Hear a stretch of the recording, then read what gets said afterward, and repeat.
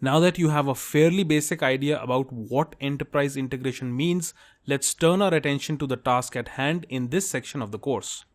We will build a Node.js app that will read a given set of student records from a JSON file and will pass on this data across Apache Apollo to a Python script that then generates membership ID cards as JPEG images.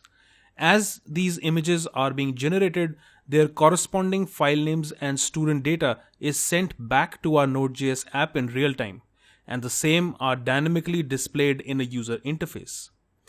This demonstrates interoperability between a Node.js app and a Python script, and the same process can be used in any kind of an enterprise integration scenario. In this example, instead of using Express as our framework of choice, we will explore Happy.js, a Node.js framework developed and used by Walmart Labs. As you can see from this diagram, our Happy.js app publishes the dataset to a queue called toPython. The Python script, on the other hand, gets this data instantly since it subscribes to the toPython queue. As the Python script processes the data and writes out the JPEG images to disk, it keeps publishing data to the queue called from Python. And since our Happy.js app subscribes to this queue, it gets the data sent by the Python script, which we then dynamically push to a web page using socket.io. Before we start coding this project, there are a few things that you need to install and set up.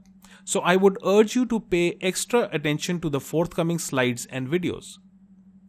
Now, Happy.js and using Apache Apollo aren't the only new things that you will learn in this section. As you may be aware, in June of this year, that is 2015, the latest iteration of JavaScript or ECMAScript was finalized. Though formerly known as ECMAScript 2015, I prefer to call it ES6 as it has been known across the developer community all these years. And while ES6 is now a standard, ES7 is well on its way as well. Both these iterations introduce a ton of great features to JavaScript to make your apps more robust, performant, and secure. Therefore, we will write this Node.js app purely in ES6 and ES7. This will be a brand new experience for you, and it will introduce you to a handful of new features as formalized in ES6 and as proposed in the forthcoming ES7. Now, earlier in 2015, a fork of Node.js known as IO.js was introduced to the developer community by a group of evangelists who had been instrumental in the development of the original Node.js. Their intent was to rapidly iterate and develop Node.js as well as introduce support for ES6 features. As you may be aware, in early September 2015, the Node.js Foundation, which brings together joints Node.js and the IO.js group, announced the release of Node.js version 4.0.0 stable.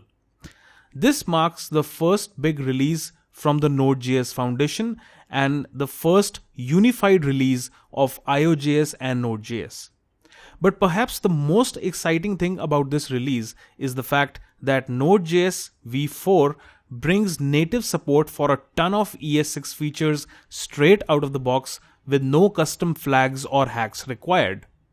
This is great news for developers as you can begin writing your code using ES6 right away. Having said that, support for ES6 on the client side, that is within the browser, is still fragmented at the time of this recording. And hence, it's safe to use a transpiler like Babel.js. Babel lets you write ES6 and ES7 code today, and it does a brilliant job of transpiling that code into ES5 so that it can work with the current set of browsers.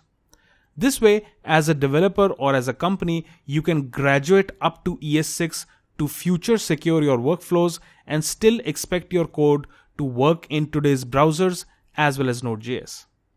And besides, it also gives you a chance to learn new and upcoming features as they're added to the Babel transpiler. So, as I've mentioned earlier, for this project, we will use Babel.js for transpiling ES6 code on the client side, while Node.js v4 or above will natively let us use ES6 features straight out of the box. So if you aren't using Node.js 4.x or above already, begin by upgrading your current installation. On the Mac, and assuming you installed Node.js by downloading the installer, simply download the most recent version and run the installer to upgrade your current installation. Do the same if you're on Windows. And if you're concerned that you will find all of this confusing, I've included a completed version of this project written in pure ES5 that you can download from the video titled Summary at the end of this section. Alright, we are now ready to download our project folder. So go ahead, pause the video, download and extract the cardsprinter_begin.zip file that comes with this video.